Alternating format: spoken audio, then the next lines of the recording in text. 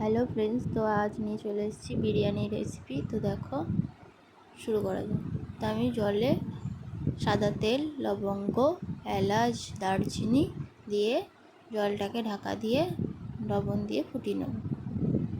তো ফুটে গেছে। এবার আমি আধ ঘন্টা চালটাকে ভিজিয়ে রেখেছিলাম।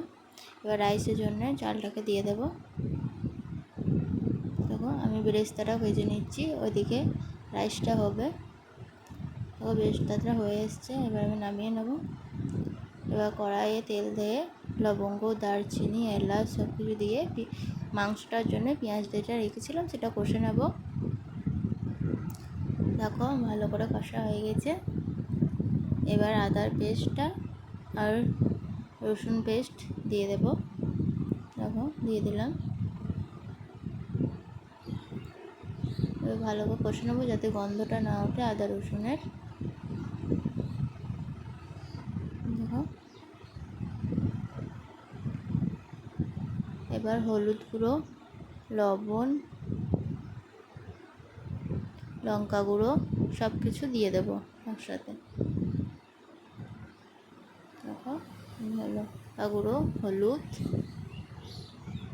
সব কিছু দিয়ে দিলাম একসাথে।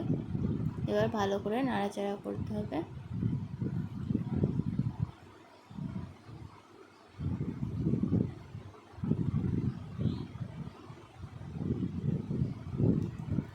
এবার মাংসটা মেখে রেখেছিলাম, এবার দিয়ে দেবো এতে টক দই, লঙ্কা গুঁড়ো, হলুদ, লবণ, আদা রসুনের পেস্ট দিয়ে মেখে রেখেছিলাম 20 মিনিট। এবার এটা দিয়ে ভালো করে কষে নেব। এবার লবণ দিয়ে দিলাম। ভালো করে কষিয়ে নেবো মাংসটা। দেখো, কষানো হয়ে গেছে। এবার দই দিয়ে নেমে নেব। এবার দুধের মধ্যে কেশর, গোলাপ জল, আতর, কেওড়া জল সব কিছু দিয়ে রেডি করে বিরিয়ানির আলুটা লাল লাল করে ভেজে নেব। আমি আলুটা সেদ্ধ করে নিয়েছি, তোমরা চাইলে ভেজেও দমে দিতে পারো। দেখো, এবার আমি রেডি করে নেব। আমি 2 লেয়ারে করবো, তাই ভাত কোটা দিয়ে দিলাম। দেখো, দিয়ে দিয়েছি রাইসটা। এর উপর থেকে মাংসটা দিয়ে দেবো।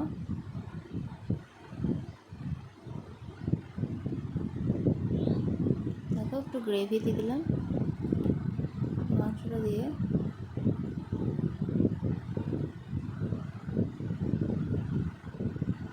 দেখো, দেওয়া হয়ে গেছে। এর উপর রাইস দিয়ে দেবো। এবার যে রাখা আলুগুলো এর উপরে দিয়ে দেবো। হয়ে গেছে। এর উপরে রাইসটা দিয়ে দেবো।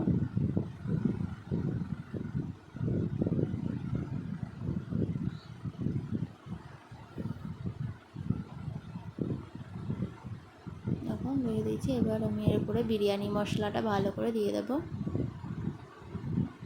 দেখো, বিরিয়ানি মশলাটা দিয়ে দিলাম ভালো করে। দেখো, বিরিয়ানি মশলা দেওয়া হয়ে গেছে। এবার বেরেস্তাটা এর উপরে দিয়ে দেবো। দেখো, বেরেস্তাটা এর উপরে দিয়ে দিলাম ভালো করে। এরপরে চিকেনগুলো দিয়ে দেবো। দিয়ে আবার রাইস দিয়ে ভালো করে সাজিয়ে নেব। তারপর দারচিনি। দেখো, সব কিছু দেওয়া হয়ে গেছে। এরপর 45 মিনিট দমে দিয়ে আমি স্যালাডটা রেডি করে বিরিয়ানি নামিয়ে রেডি।